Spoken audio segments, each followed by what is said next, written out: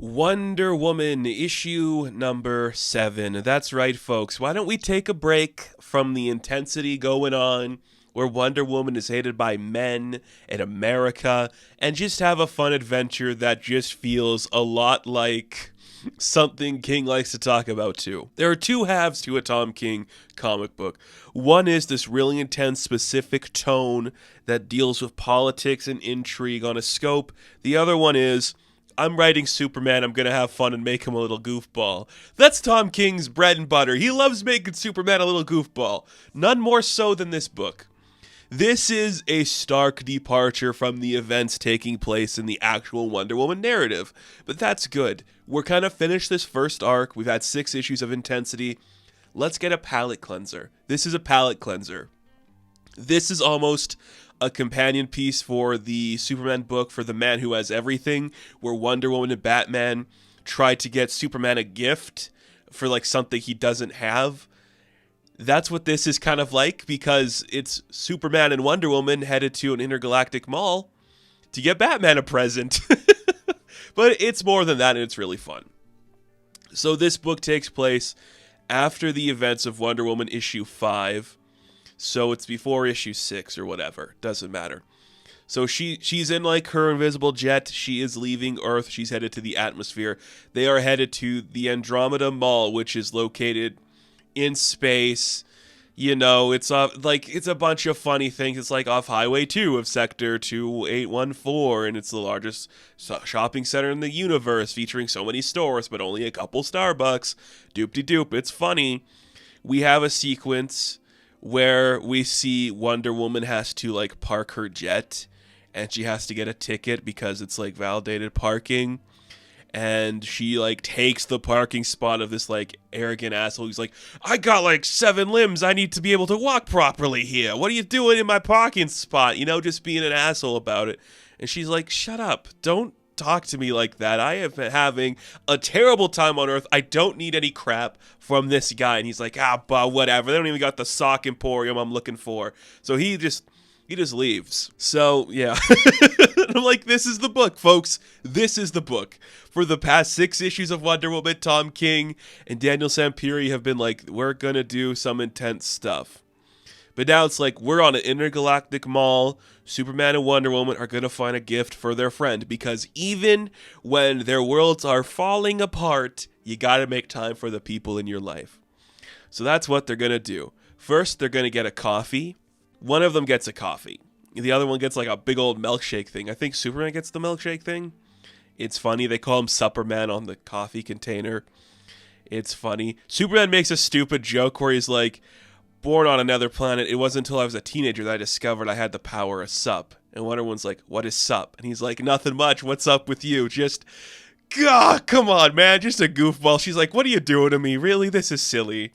This is dumb. But Superman poses the question, should we get him like a time travel thing so we can see his parents? Wonder Woman's like, no, he could do that anyways, and we don't want to remind him of his dead parents. It's really weird, so we have to do something better than that.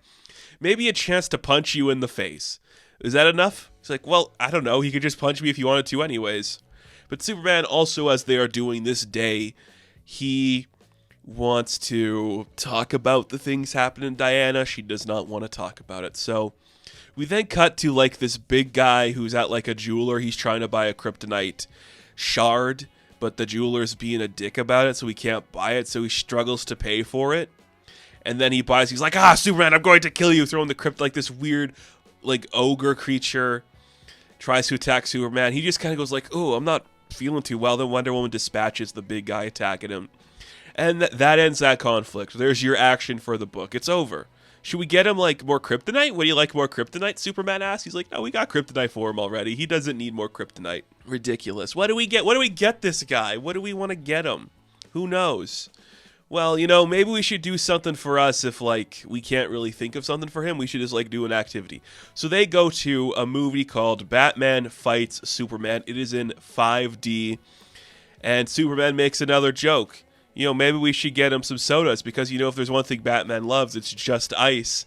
And they both start laughing like that's the stupidest funny joke ever. I can't argue with how good the writing is here because it's just so stupid. But Wonder Woman's like, well, what's 5D anyways? And Superman's like, well, I actually don't know. I know, like, it might come from the fifth dimension.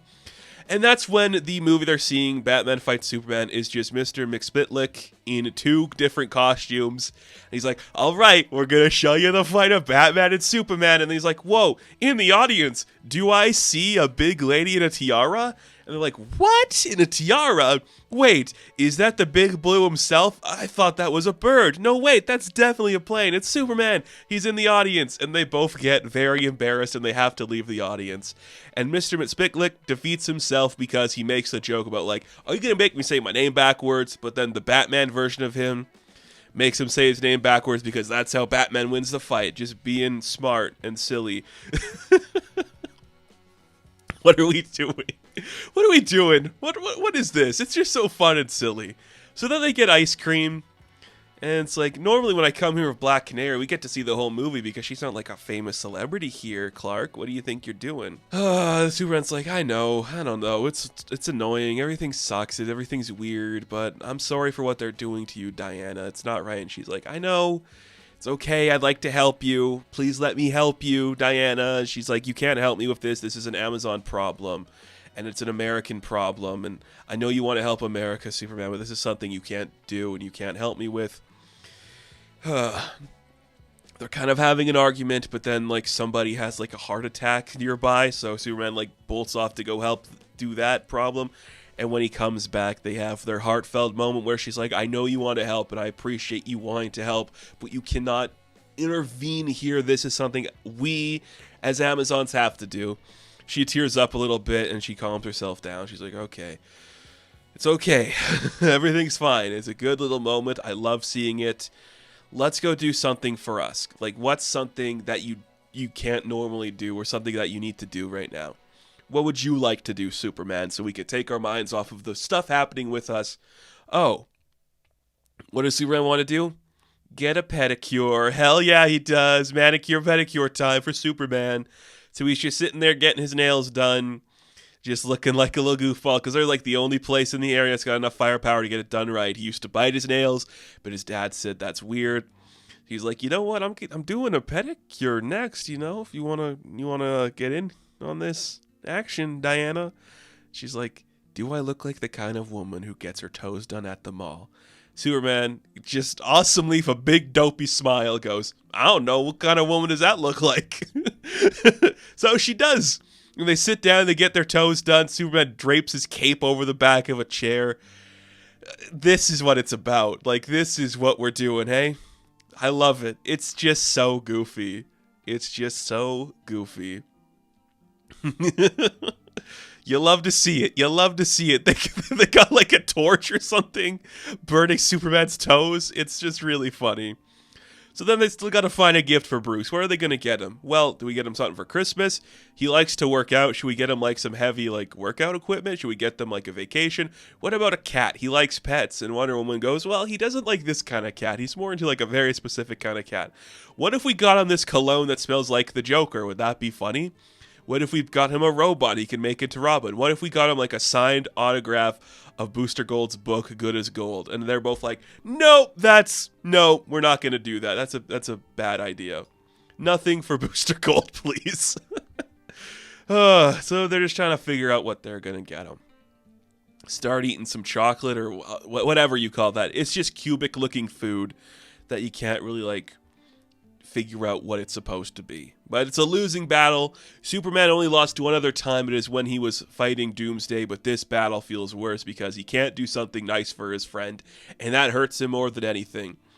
We need to get him something that just shows we care and we love him, and just where it's like, what does he say? Being with you, knowing in a world where we spend our lives with our faces shoved in the evil of it all, knowing you're here, that makes it all right, just being together. So we should get him something sentimental. What would that be for Batman? Oh, I know. Wait, Superman, I know. So they go to a good old-fashioned photo booth, and the sentimentality of it is going to work just fine. So they step into the photo booth, they write something on a little cue card, and they take a couple of pictures. They say, happy birthday, Batman. They do some silly faces. They pose like Batman. Oh, like, come on, man. This is just what we want to see, man. This is so fun. It's adorable. Look at them having fun and a good time. Is it enough? Well, the symbolism of it does make it enough, but maybe it's not going to be enough. So maybe we should get him like a diamond just in case. Okay, let's get him a diamond. So then we get narration for the last couple of pages from Diana and Clark, but it is intercut with the stuff with Batman. So the last few pages, we see Batman received the gift. So there's a little box on the hood of the Batmobile, there's a diamond inside, and there's photos of his friends. We see that Batman delivers the diamond to the Wayne Home for Wayward Orphans, and he puts the little pictures of his friends in the Batmobile next to him so he can look at his friends while he's doing his day. He's kind of smiling. It's so cute. But this is all emphasized by the end of the book because Wonder Woman has to ask Superman something important. She's like, before you go, I need your help with something. I appreciate your eagerness to help me, but I fear you're going to regret helping me with this. It's a hard task, but I need you. It means everything to me, and I will find a way to repay you. I've lost my parking ticket, and Superman, being a goofball, he's like, oh, well, I mean, I wish I could help you, but unfortunately, I got to get back to Metropolis, like, right now. And I think I hear, like, Lois falling. I gotta go. Best of luck. Bye. Oh, man. Tom King, you're having fun, and I appreciate that. Look at this. These are the kind of issues that matter just as much as, like, the big, loud stories. Just characters having fun, showing their friendship. You love to see that. A good Trinity story that you love to see. That is coded in these two people who are just supposed to be, like, these bastions of positivity trying to figure out what to do for, like, their dark, grimacing friend. It's really fun and cool. You just slowly touch on the things where it's like, why isn't Superman helping in the Wonder Woman book? Because he can't. That's the key thing. I really respect this book. It's so much fun. The artwork, we are not doing Sampiri this week. It is Gilliam March, if I do believe. I think that's who's doing this. Let's see. Yeah, Gilliam March. Okay. It's really well done. I had an absolute blast with this book. A nice palate cleanser to get to what's coming next. It is definitely worth reading, and it's just so much fun. So much fun. I'm having an absolute blast. I'm glad we did it. Just a nice book where, you know, we got House of Brainiac coming up, and Wonder Woman's got a bunch of stuff going on. Just to have this easy book where it's just the two of them in a space mall getting their nails done. That's pretty fun. That's pretty cool, actually. So, Wonder Woman issue number 7. I'm going to give a 9 out of 10. Now, thank you all for watching this review. Be sure to like and subscribe to the channel. As always, you can check me out on Instagram, TikTok, and Twitter. And of course, I will catch you in the next one. Have fun. Stay safe. Good luck.